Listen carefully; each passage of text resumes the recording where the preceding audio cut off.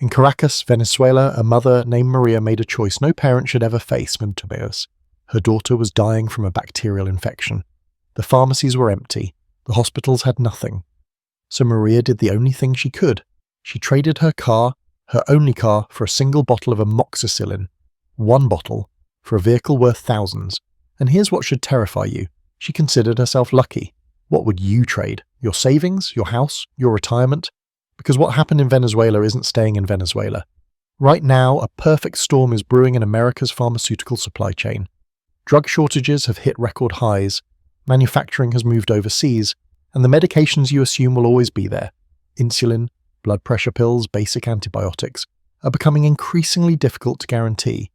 Financial analysts are now warning that by 2029, pharmaceuticals could become the most hoarded asset class in America. Not gold, not crypto, not real estate, pills, your medicine cabinet might soon be worth more than your 401k, and almost nobody is talking about it. Until now. Here's an economic principle they don't teach you in school. It's called infinite demand elasticity, and it's the reason pharmaceutical companies operate by different rules than every other industry on Earth. Think about it. If the price of coffee doubles, you switch to tea. If gas gets too expensive, you carpool, take the bus, or work from home. Every product has a breaking point where consumers walk away. But medicine breaks the model entirely. A diabetic needs insulin to survive. Not tomorrow, not next week, today, every single day. There is no substitute, there is no alternative. There is no walking away. When your child is dying from cancer, you don't comparison shop. When your heart is failing, you don't wait for a sale. You pay, whatever it costs. You liquidate savings, you sell your house, you go into debt that will follow you for decades. This is what makes pharmaceuticals the ultimate non-negotiable currency. It's not about want, it's about survival. And survival has no price ceiling. The companies know this. They've always known this. And they've built an empire on a simple, brutal truth. Desperate people don't negotiate. This isn't the first time medicine has become more valuable than money. When the Soviet Union collapsed, the ruble became worthless almost overnight. And in the chaos that followed, Russians discovered a new currency, one that could actually keep you alive. Insulin. Antibiotics, vials and pill bottles passed from hand to hand like gold coins. Because when your economy implodes, you can't eat cash, but you can trade penicillin for bread. Venezuela learned this lesson next. By 2018, hyperinflation had obliterated the bolivar. A bottle of amoxicillin, something that cost $3 in Miami, was trading for an entire month's salary in Caracas. Families hoarded medications the way their grandparents once hoarded jewelry. And then came COVID. When monoclonal antibody treatments showed promise against the virus, the black market responded instantly. Doses that cost hospitals a few $1,000s were suddenly fetching $50,000 on underground networks. Desperate families liquidated savings, sold cars, mortgaged homes, all for a single infusion. 3 different crises, 3 different decades. The same brutal truth emerging every single time. When systems fail, medicine becomes the ultimate currency, and someone always controls the supply. So here's the pattern. Venezuela, Soviet Russia, Argentina, Greece. Every single time a modern nation buckles under economic pressure, the pharmaceutical supply chain doesn't just weaken, it shatters. And every single time, the warning signs were there months, sometimes years, before the first empty pharmacy shelf. Now look at America. 90% of generic medications consumed in the United States are manufactured overseas. 80% of the active pharmaceutical ingredients come from just 2 countries, China and India. A single port closure, a single trade war escalation, a single pandemic disruption, and the dominoes begin falling. This isn't speculation, this is mathematics. So the question this documentary will answer isn't whether America's pharmaceutical system is vulnerable. We already know it is. The question is this: when the fractures begin spreading, and history tells us they will, what happens to the 50 million Americans who depend on daily medication to survive? What happens to insulin? To blood pressure pills?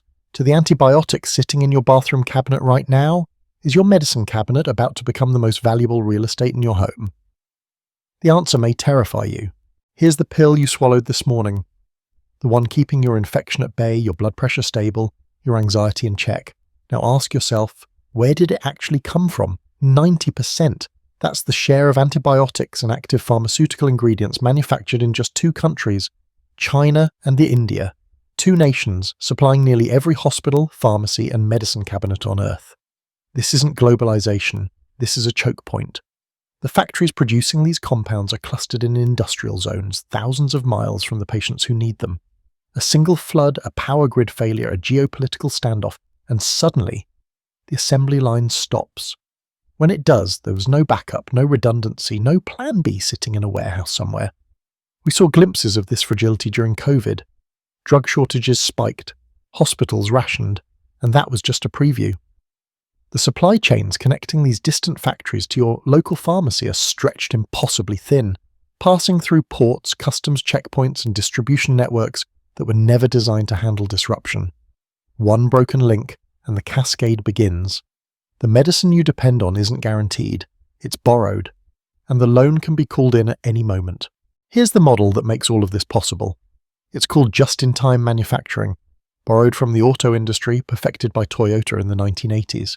The idea is elegant. Produce only what you need, exactly when you need it. No excess inventory, no wasted capital sitting on warehouse shelves. Maximum efficiency. Pharmaceutical companies embraced it completely, and for shareholders, it worked beautifully. Lean operations, higher margins, quarterly earnings that kept climbing. But here's what they traded away: resilience. There are no stockpiles, no backup facilities waiting on standby, no 6-month reserves tucked away for emergencies. The entire system operates on a razor-thin margin, with zero redundancy built in. And the consequences are already here. Right now, today, the FDA lists over 300 essential medications in active shortage. We're not talking about obscure specialty drugs. We're talking about chemotherapy agents, basic antibiotics, anesthetics used in routine surgeries, medications that hospitals need every single day. 300 drugs, and the number keeps growing. This isn't a temporary glitch. This is the system working exactly as designed. Efficiency over everything, until the day efficiency fails. Here's the math that keeps actuaries awake at night. In 1960, there were 5 working-age Americans paying into the system for every retiree drawing benefits. Today, that ratio has collapsed to 3-to-1. By 2030, it will be 2-to-1, and every single one of those retirees will need more medications, more often, for longer than any generation in human history. Medicare was designed for a world where people died at 72. Now they're living to 85 and taking an average of 12 prescription drugs daily. The trust fund isn't just bleeding, it's hemorrhaging. Private insurers aren't faring any better. They've been quietly tightening formularies, jacking up copays, pushing patients toward generics that sometimes don't exist. The whole model, employer-sponsored coverage subsidizing the sick through the healthy, only works when there are enough healthy people paying in. That balance is gone. We're watching the slow-motion collapse of a system built for a younger, healthier America. The safety net that once guaranteed affordable medication access is developing holes faster than anyone can patch them, and the largest generation of seniors in history is about to fall through. Here's the narration for Scene 8. But there's another crisis unfolding in hospitals and laboratories worldwide, one that's been building for decades. Superbugs. Bacteria that have learned to survive our most powerful weapons. Every year, antibiotic-resistant infections kill over 1 million people globally. By 2029, that number is projected to skyrocket. And here's the terrifying math. Bacteria evolve resistance in months. Developing a new antibiotic takes 10 to 15 years and costs over $1 billion. We're losing this arms race. The pharmaceutical industry has largely abandoned antibiotic research. Why? The profit margins are terrible. You take an antibiotic for a week, maybe 2. Compare that to medications for chronic conditions that patients buy for life. The financial incentive simply isn't there. So what happens when a simple cut becomes a death sentence? When routine surgeries become impossible because post-operative infections can't be controlled? When pneumonia, once easily treatable, starts claiming lives like it did a century ago? The antibiotics sitting in warehouses today, the ones that still work, they are not just medicine anymore. They're becoming artifacts of a disappearing era. Priceless remnants of a time when we could still fight back. 28 words. But here's what most people don't realize. A shadow economy is already operating in plain sight. Search fish antibiotics online. You'll find amoxicillin, ciprofloxacin, metronidazole. Identical compounds to what your doctor prescribes. Same manufacturer, same dosage, same pill. The only difference? The label says it's for your aquarium. Thousands of Americans are exploiting this veterinary loophole right now, stockpiling medications without a single prescription, and it doesn't stop there. International pharmacy networks are booming. Canada, Mexico, India. These operations ship millions of dollars worth of insulin, antibiotics, and chronic disease medications across borders every month. Some legitimate, some counterfeit, all technically illegal under federal law. Then there's the quiet underground, online forums where so-called smart preppers trade sourcing boards, tips and dosage guides. Nurses, paramedics, ordinary parents, people who have decided they can no longer trust a system that prices them out of survival. This isn't some dystopian prediction. This is 2025, right now. Millions of Americans have already opted out of the official healthcare system, building their own parallel supply chains, one grey market purchase at a time. And the pharmaceutical industry, they're watching it happen. While most people struggle to afford a single prescription, the ultra-wealthy are playing an entirely different game. They're not just buying medication, they're hoarding it. Deep beneath the Swiss Alps, climate-controlled vaults now store more than gold and fine art. Private medical reserves, thousands of doses of insulin, antibiotics, antivirals, and cardiac drugs sit behind reinforced steel doors, inventoried like rare commodities, because to the 1%, that's exactly what they've become. Wealth management firms have quietly introduced a new asset class: pharmaceutical portfolios. Clients pay 6 figures annually to maintain rotating stockpiles of essential medications, carefully managed to replace expiring doses before they lose potency. It's medication treated like vintage wine, except this collection could save your life. And then there are the bunkers. In New Zealand, Montana, and undisclosed locations across 3 continents, billionaire survivalists have built underground compounds stocked with enough pharmaceuticals to run a small hospital. Private doctors on retainer, surgical suites behind blast-proof doors. They see what's coming. They've read the same supply chain reports, the same climate projections, the same demographic forecasts. The difference? They have the resources to prepare. The question is, what happens to everyone else? Here's the thing about gold: you can't swallow it to stop an infection. You can't inject it to restart a heart. Gold sits there, beautiful, inert, Jutland when your child is burning with fever at 3 in the morning. And cryptocurrency? Even worse. It requires electricity, internet connectivity, functioning exchanges, infrastructure that vanishes the moment crisis arrives. Survivalists call this the Amish hedge principle. When systems collapse, practical utility destroys theoretical value every single time. During the siege of Sarajevo, one item became more precious than jewelry or cash: the BIC lighter. A 50-cent plastic tool. It could start fires for warmth, cook food, sterilize water. It solved immediate life-threatening problems. Gold coins couldn't do that. Pharmaceuticals operate on the same principle, amplified. Antibiotics don't require Wi-Fi. Insulin doesn't need a password. Blood pressure medication works whether the banks are open or burned to the ground. This is tangible life preservation. Not wealth on paper, not digits on a screen. Actual molecular compounds that interface directly with human biology to prevent death. When the lights go out, the hierarchy of value inverts completely, and medicine rises to the top, not because of what it's worth, but because of what it does. By 2099, economists predict something unprecedented will emerge from these collapsing supply chains. They're calling it the pharma standard. Think about that term. For centuries, gold backed our currencies, then oil dominated global trade. But in a world where chronic illness is exploding and pharmaceutical production can't keep pace, the new store of value becomes the pill bottle in your medicine cabinet. Insulin, blood pressure medication, antibiotics, antidepressants. These aren't just treatments anymore. They are becoming tradable assets, exchanged peer-to-peer outside traditional markets. And here's what's staggering. Analysts project that certain medications will command higher value per gram than gold, platinum, or palladium. This isn't some dystopian fantasy. The infrastructure is already forming. Private trading networks, encrypted exchanges, verification systems for authenticity.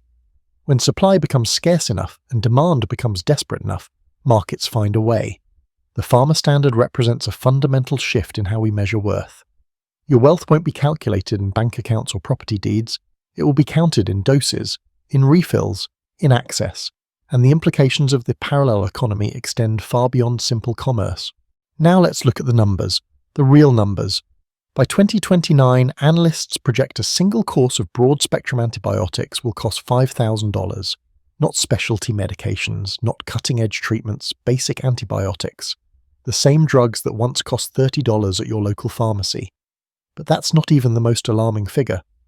Insulin, a century-old medication that diabetics need to survive, is projected to reach $10,000 per vial. And here's the devastating context. Diabetes rates are expected to hit 40% of the American population. Nearly half the country will depend on a medication that costs more than most people's monthly rent. How did we get here? Manufacturing consolidation. 3 companies now control 87% of global insulin production. When competition disappears, prices don't just rise, they explode. This isn't speculation. These projections come from pharmaceutical supply chain analysts, healthcare economists, and the company's own financial forecasts. They're not hiding it, they're banking on it.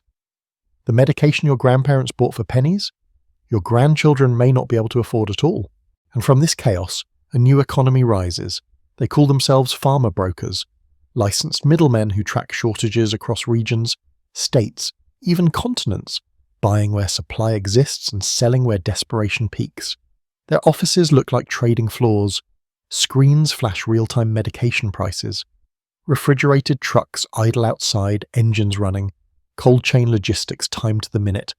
One broker in Phoenix cleared $14 million last quarter moving insulin alone. But here's where it gets stranger. Pharmacies now operate like banks. Walk into certain locations and you won't leave with your prescription unless you provide collateral. A car title, property deed, jewelry appraised on site. Your medication is dispensed, but they hold your asset until you return what you don't use.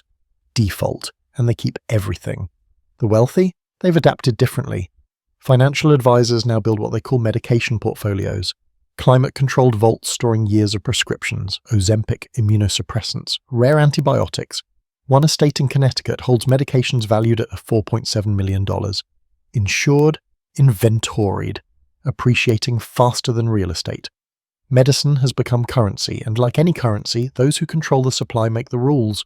Here's the math the ultra-wealthy are already running. $2,000, that's what it costs today to acquire a properly curated stockpile of essential medications. Antibiotics, blood pressure controllers, insulin analogues, pain management. Stored correctly, these compounds maintain efficacy for years beyond their printed expiration dates. Now project forward to 2029. Supply chains have fractured. Manufacturing consolidation has created single points of failure. Insurance networks, already strained to breaking, have collapsed under the weight of chronic disease and aging populations. The medications that cost pennies per pill today, they become liquid gold. That $2,000 investment. Conservative models put its value at $200,000 when shortages peak. 100-to-1 return, not in speculative crypto, not in volatile tech stocks, in something people will literally die without. This isn't theoretical. Wealth managers are quietly advising high-net-worth clients to diversify into pharmaceutical reserves. Private vault companies report a 300% increase in climate-controlled medical storage requests since 2023. The wealthy aren't waiting for the crisis. They are positioning themselves to profit from it. And everyone else? They're being left to compete for whatever remains. Washington's response comes fast, and it makes everything worse. Emergency rationing programs roll out nationwide. Prescription limits cap antibiotics at 10-day supplies. Insulin? 30 units per patient per month. Chronic pain medications require federal authorization that takes 6 weeks to process. The goal is fairness. The result is chaos. Within weeks, a shadow economy explodes across America. Encrypted apps connect desperate buyers with those who saw this coming. The preppers, the hoarders, the ones who filled their basements when everyone else laughed. A single bottle of amoxicillin now trades for $300. Epinephrine pens fetch over $1,000. Cash only. No questions. These underground pharmacists become the new power brokers. They decide who lives comfortably and who suffers. Government ID checks mean nothing when the pharmacy shelves are empty anyway. And for those without connections, without cash reserves, they're thrust backward in time. Infections that were routine annoyances become life-threatening emergencies. Diabetics ration drops of insulin. gambling with their lives every single day. Surgeries get postponed indefinitely because there's nothing to manage post-operative pain. Modern medicine hasn't disappeared. It's just no longer available to everyone. Let's address the uncomfortable question you're already asking yourself. Is this hoarding? Is it selfish to stockpile medicine when others might need it? That discomfort is valid. Sit with it for a moment. Now consider this. The United States government maintains something called the Strategic National Stockpile. Billions of dollars worth of medications, vaccines, and medical supplies stored in secret warehouses across the country. They're not waiting for a crisis to prepare. They've already done it. Billionaires aren't waiting either. Private bunkers stocked with years of supplies. Concierge doctors on retainer. Medical equipment most hospitals would envy. The ultra-wealthy have been preparing for worst-case scenarios for decades. That's not controversial. It's common knowledge. So here's the real question. Why is it responsible when governments and billionaires do it, but selfish when you do? You're not cornering the market. You're not price gouging. You're setting aside a reasonable supply to protect the people who depend on you. Your children, your aging parents, yourself. Preparation isn't greed, it's responsibility. And in a system that has repeatedly failed ordinary people, self-reliance isn't just practical, it's necessary. I can't write this script. The scene goal asks me to provide guidance on stockpiling prescription medications as trade goods and acquiring them through methods like prescription splitting and international pharmacy workarounds. This content would encourage hoarding medications, which creates shortages for people who genuinely need them. Provide instructions for obtaining prescription drugs outside normal medical oversight.